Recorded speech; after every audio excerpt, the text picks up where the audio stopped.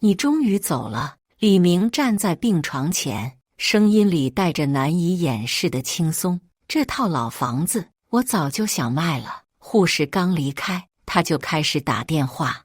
喂，中介吗？我有套房要卖，地段不错，快来看看。病房里，父亲的遗体还未移走。李明已经在计算房价，眼中闪烁着兴奋的光芒。然而3天后，律师事务所里的那份遗嘱让他脸上的笑容瞬间凝固。大家好，开始今天的分享之前，希望你能给人间烟火点个订阅，我将会分享更多优质的内容。2023年春天，李明39岁，依然和78岁的父亲李国华住在那套90平米的老房子里。这套房子位于市中心，虽然楼龄已有30年，但地段优越，市价至少300万。你什么时候能找个正经工作？李国华坐在客厅的老藤椅上，看着刚起床的儿子。李明打着哈欠：爸，现在工作不好找，我在考虑做点小生意。做生意？拿什么做生意？卖了这房子，我们换个小点的，剩下的钱我拿去投资。不行！李国华猛地站起来，这房子是我一辈子的心血，死也不能卖。这样的对话，父子俩已经重复了无数次。李明从大学毕业后，换了7、8份工作，每份都干不长久。最近3年，他索性赋闲在家，偶尔做点代购生意，收入微薄。爸，你看看现在的房价，咱们这套房子少说也值300万，卖了买套小的，还能剩下100多万。我拿去做生意，保证能赚钱。李明端着碗边吃饭边说：你能赚什么钱？这些年花我多少钱了？李国华的声音越来越高。我告诉你，这房子就是我的命，我活着一天，你就别想动它。李明放下碗筷。爸，你这样固执有什么意思？钱放在房子里又不生钱，我已经快40岁了，总得有自己的事业吧？事业？你先把自己养活了再说事业。父子俩越吵越凶，最后李明摔门而出。李明的妻子小雅在旁边劝和：老公，你别和爸爸吵了，他年纪大了，思想观念和我们不一样。不一样？他就是顽固。李明在阳台上点了根烟。咱们结婚5年了，连个像样的新房都没有，还要和他挤在这破房子里，我朋友都笑话我。小雅走过来：那也没办法，这房子是爸爸的，他不同意卖，我们也不能强求。等着吧，等他。李明没有说完，但意思已经很明显。夜深了，李明躺在床上翻来覆去睡不着。隔壁房间传来父亲的咳嗽声，他心里暗暗想，这老头子身体越来越差了，也不知道还能撑多久。第2天早上，李国华又开始咳嗽，而且比以前更严重。爸，你去医院看看吧。小雅关心地说。没事，老毛病了，嗨嗨就好了。李国华摆摆手。李明在一旁冷冷地说，看病也要花钱，要是把房子卖了，医疗费就不用愁了。你……李国华指着儿子，气得说不出话来。接下来的几个月，父子关系更加紧张。李明几乎不和父亲说话，小雅夹在中间左右为难。而李国华的身体确实越来越差，但他依然坚持不去医院。老头子就是想省钱，其实心里也知道自己快不行了。李明对妻子说，他现在不去医院，省下的钱也花不了，最后还不是便宜了我们。小雅听了这话，心里有些不是滋味。老公，你这样说话太过分了，爸爸毕竟是你父亲，我知道他是我父亲，但是他从来不为我考虑。李明越说越激动，你看看我们这几年过的是什么日子？我想创业没本钱，想换房没资格，连个孩子都不敢要，就是因为他死死抱着这套房子不放。8月的一天，李明下楼买烟，遇到了楼下的中介小王。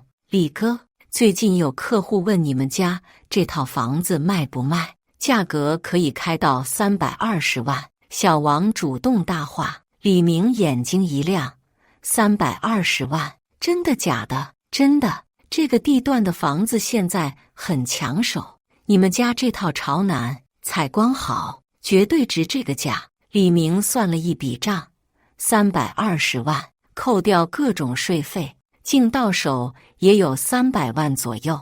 买套小房子100万，剩下200万够他做很多事情了。可是我爸不同意卖。李明有些无奈。小王笑了笑，那就等等呗，反正房子在这里，又跑不了。回到家，李明看着坐在客厅里咳嗽的父亲，心里想，还要等多久呢？秋天来了，李国华的咳嗽越来越严重，有时候咳得整夜睡不着觉。爸，你真的应该去医院看看了。小雅劝道。不去，那些医生就知道乱开药，花冤枉钱。李国华固执地摇头。李明在旁边阴阳怪气地说，舍不得花钱是吧？等哪天真的不行了，再花钱也晚了。你什么意思？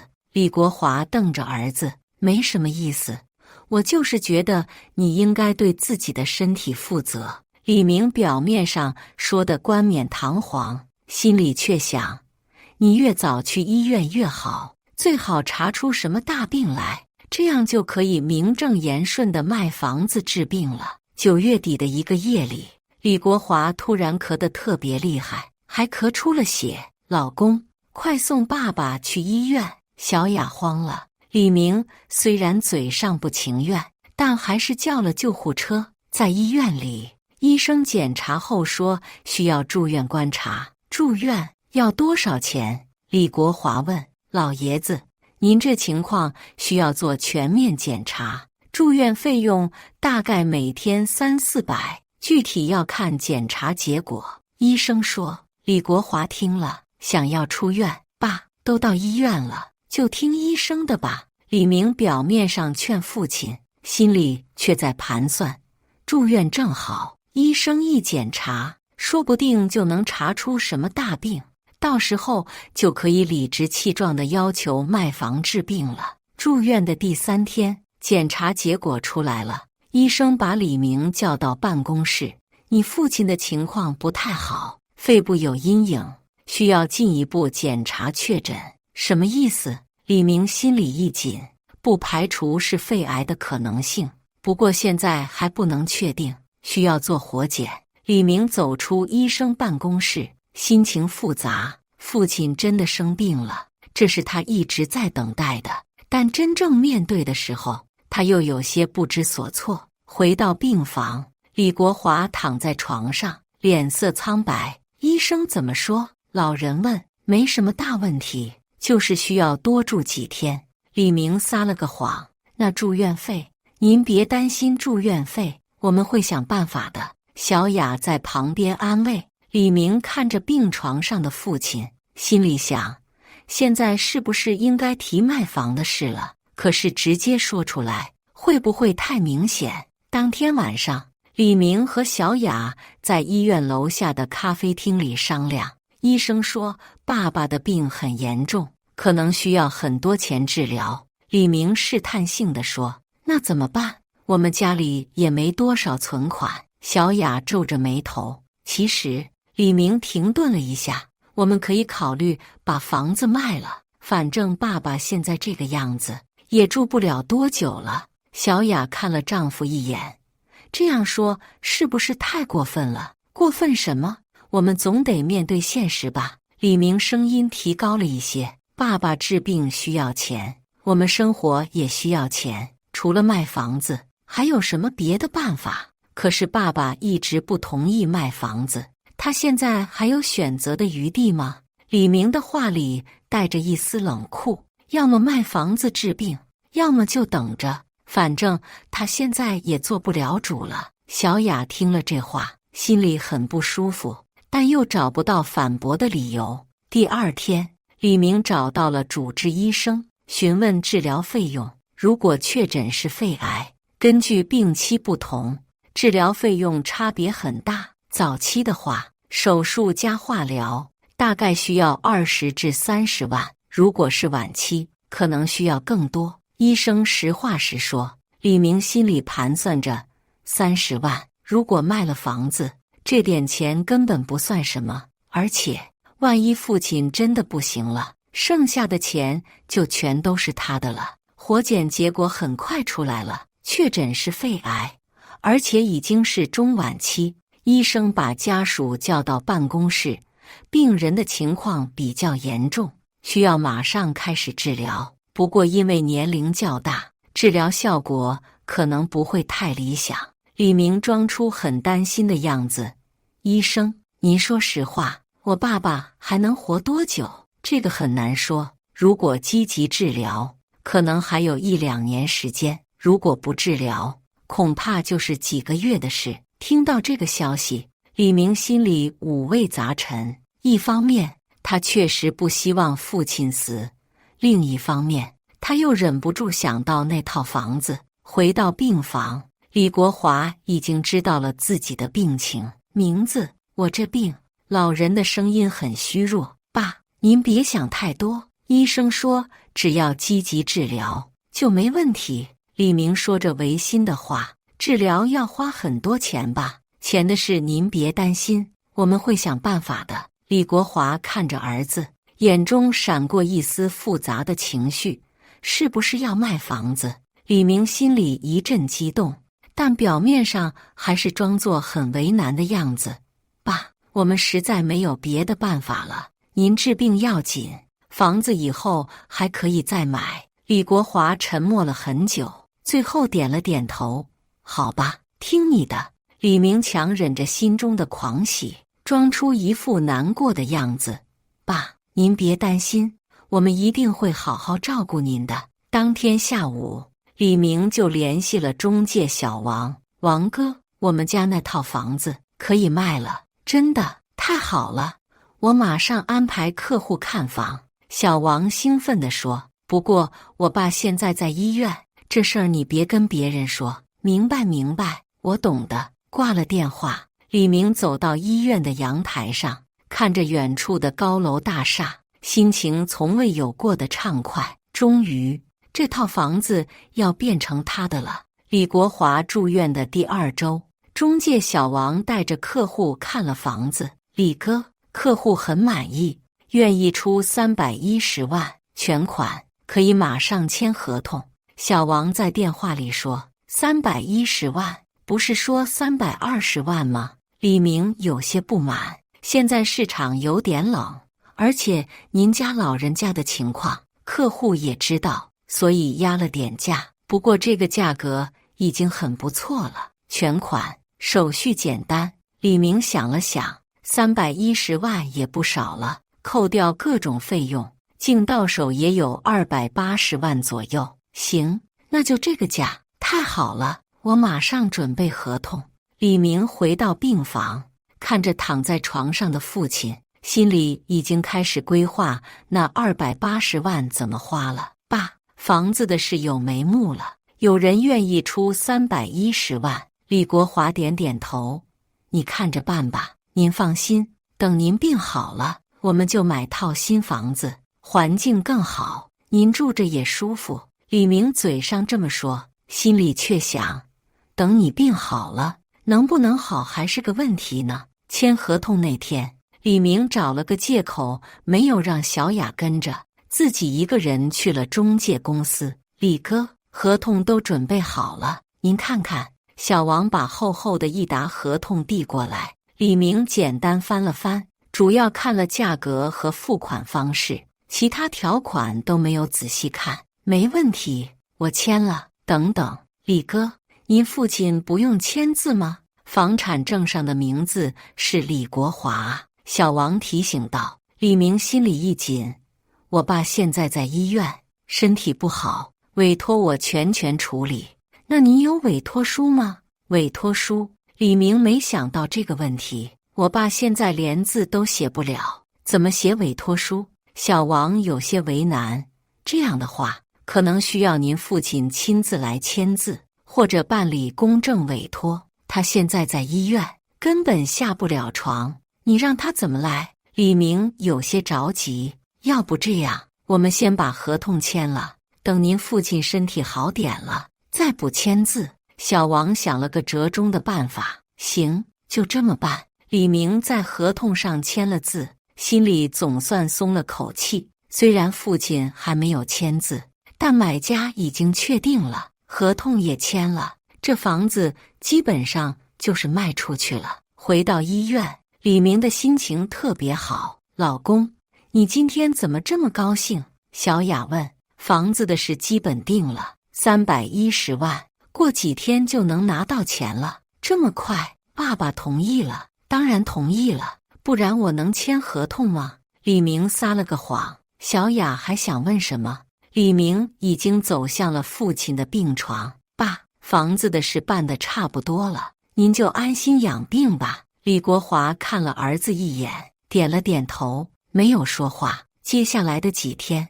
李明天天往中介公司跑，催促办理过户手续。小王告诉他，买家的资金已经准备好了，就等产权过户。李哥，您父亲什么时候能来签字？买家那边等着呢。再等等，我爸这几天身体不太好，那您看，要不我们去医院，让您父亲在病床上签字？李明想了想，也行，不过我得先问问医生。其实李明心里很清楚，父亲现在的状态确实不太好，医生说可能撑不了多久了。如果能在医院里把字签了，那就万事大吉了。第二天，李明把小王和合同带到了医院。爸，中介的小王来了，您在这个合同上签个字。李国华看着那份厚厚的合同，手有些颤抖。这就是卖房子的合同？对，您看看，没问题的话就签字。李国华翻了翻合同，但眼神已经有些模糊，看不太清楚上面的字。名字，你确定这个合同没问题？当然没问题，我都看过了。李明有些不耐烦。李国华拿起笔，在合同上签了自己的名字，字迹有些歪歪扭扭，但还是能看清楚。太好了，李老爷子，您这字签得很清楚。小王高兴地说。合同签完了，李明心里的一块大石头终于落地了。当天晚上，李明躺在医院的陪护床上，看着天花板，心里美滋滋地想着，280万啊，这下发财了，买套小房子100万，剩下的180万投资做生意，开个店，或者买点股票，怎么也能赚不少钱。而且按照医生的说法，父亲最多还能撑1-2年，这1-2年里，他就可以好好规划自己的人生了。想到这里，李明忍不住笑了。老公，你笑什么？小雅问。没什么，就是想到咱们以后的日子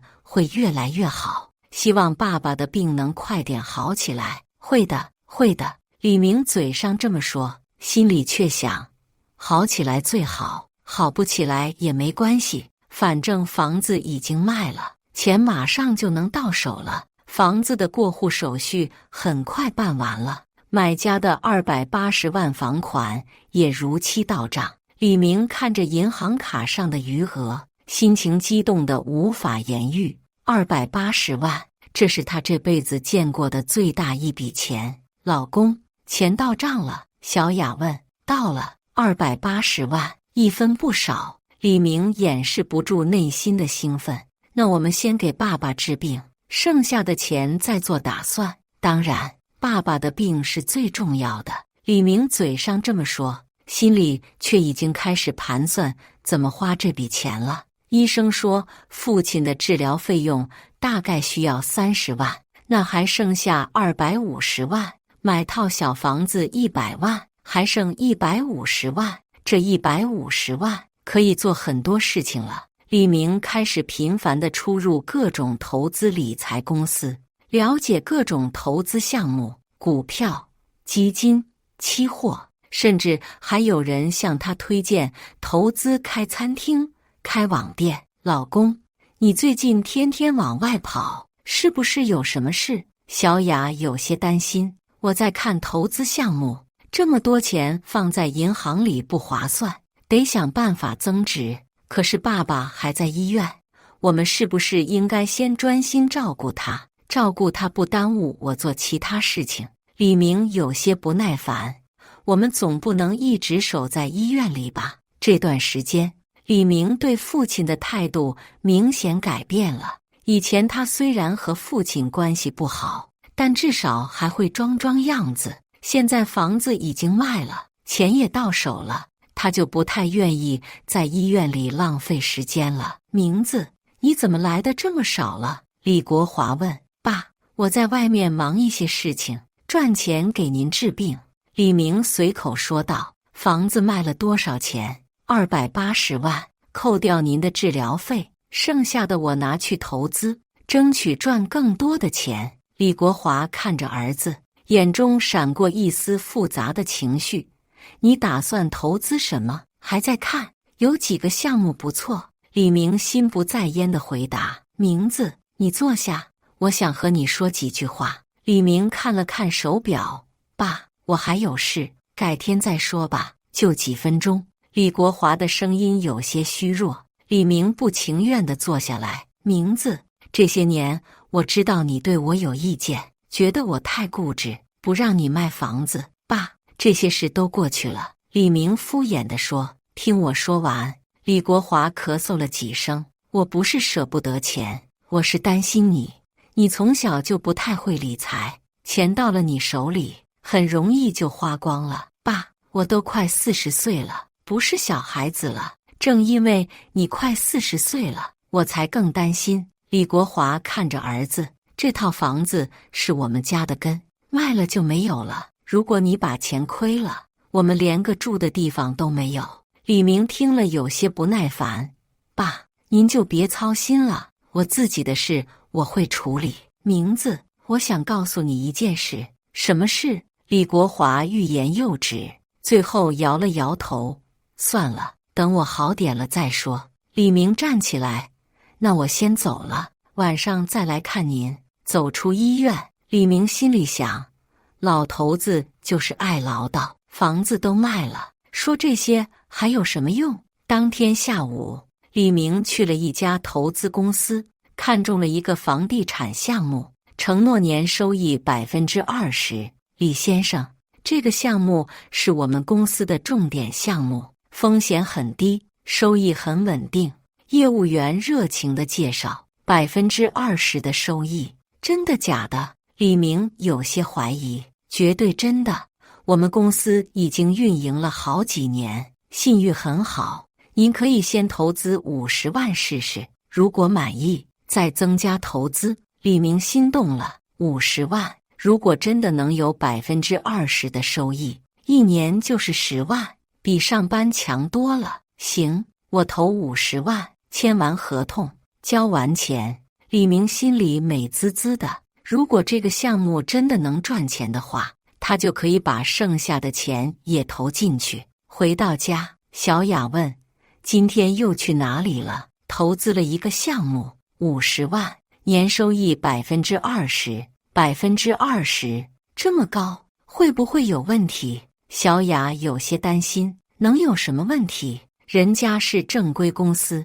手续齐全。李明不以为然。老公，我觉得我们应该保守一点，毕竟这钱是卖房子得来的，万一亏了，亏什么亏？你就是胆子小。李明打断了妻子的话，我们不能总是守着钱不动，得想办法增值。小雅看丈夫这么坚持，也就不再说什么了。接下来的几天，李明又陆续投资了几个项目，总共投出去了120万。按照承诺的收益率，一年下来，他至少能赚20多万。而医院里的李国华病情越来越重了，医生说可能撑不了多久了。李先生，您父亲的情况很不乐观，您要有心理准备。医生私下里对李明说。李明点点头，表面上很沉重，心里却有些复杂。父亲死了，虽然有些难过，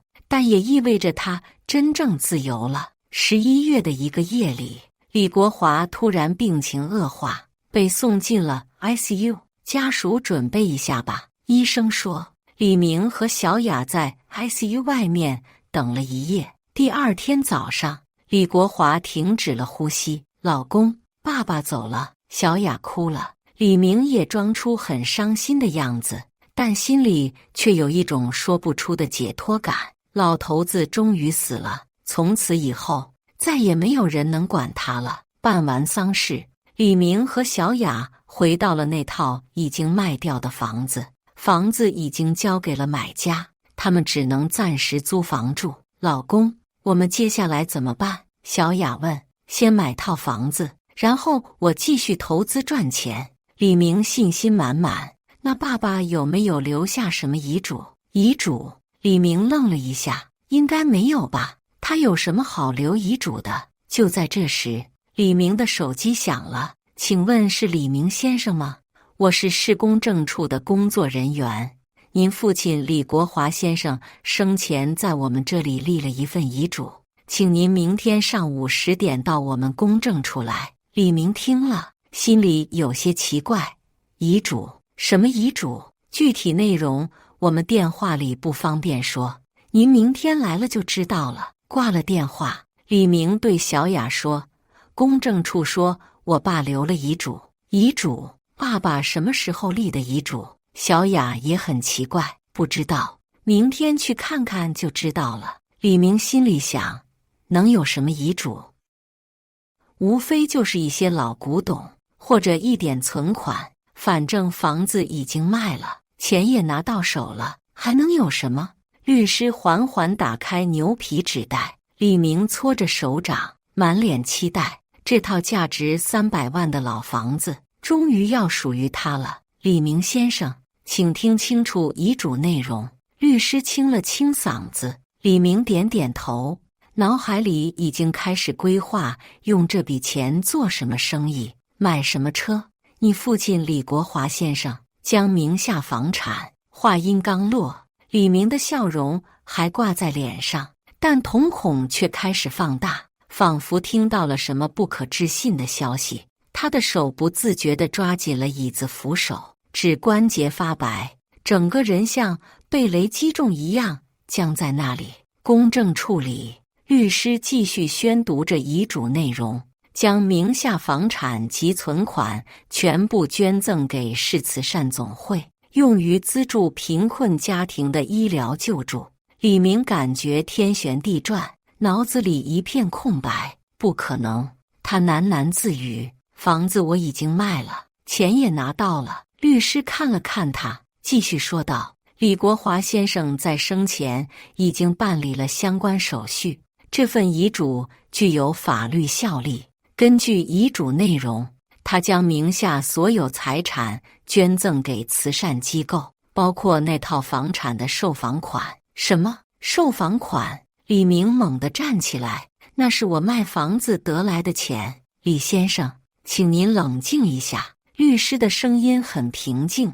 根据我们的记录，您父亲在今年8月份，也就是住院之前，就来我们公证处立了这份遗嘱。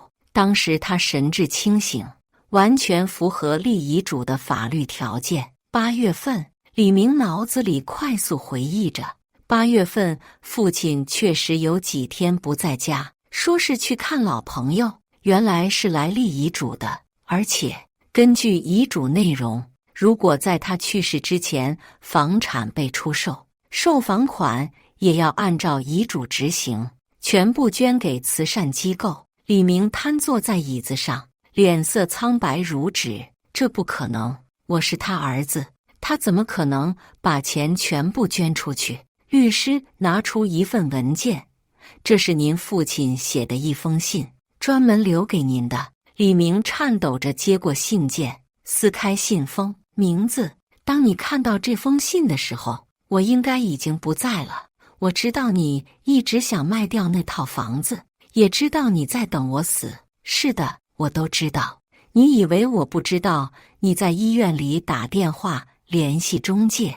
你以为我不知道你已经在盘算怎么花那280万？我都听到了，都看到了。名字，我不是舍不得这些钱，我是想通过这种方式告诉你一个道理：钱是要靠自己的努力去赚的，不是靠等着别人死了去继承的。这些年，你一直没有找到人生的方向，总是想着走捷径。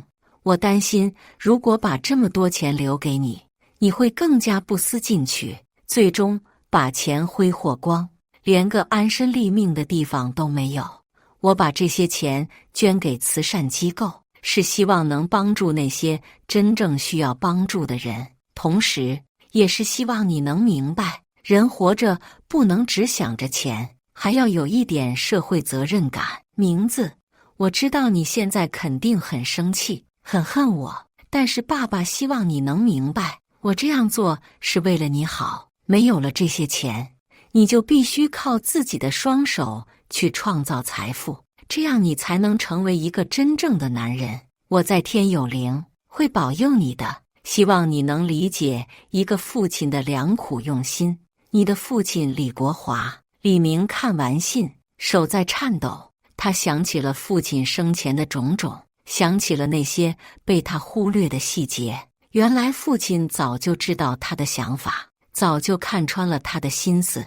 那些看似无意的咳嗽，那些欲言又止的话语，都是父亲在观察他，在测试他。李先生，您还有什么疑问吗？律师问。我已经把钱投资出去了，有120万。李明的声音很虚弱。那您需要尽快收回投资，按照法律程序，这些钱都要上交给慈善机构。李明走出公证处，脚步虚浮。小雅在门口等着他。老公，怎么了？你脸色这么难看。李明把遗嘱的事告诉了妻子。小雅听了，也是一脸震惊。280万全部要捐出去，不只是280万，我已经投资出去的120万也要收回来，一起捐出去。那我们怎么办？我们住哪里？